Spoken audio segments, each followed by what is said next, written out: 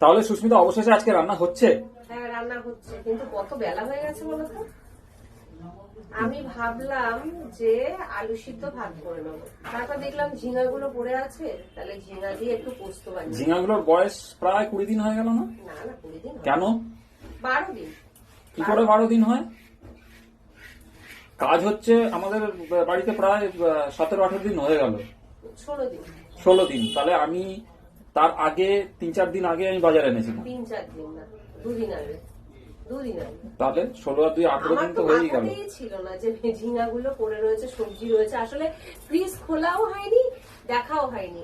আজকে কি লঙ্কা বার করতে গিয়ে তারপরে দেখি যে ফ্রিজে ঝিঙাগুলো রয়েছে। আমি তাহলে একটু ঝিঙা পোস্ত করে নিই। তো ভালোই আছে, দেখো টাটকাই রয়েছে। তবে শশাগুলো কেমন কেমন হয়ে যাচ্ছে, শশাগুলো বার করে খেয়ে নিলে ভালো হতো। আর এত মশা, বর্ষা হয়েছে বলে কি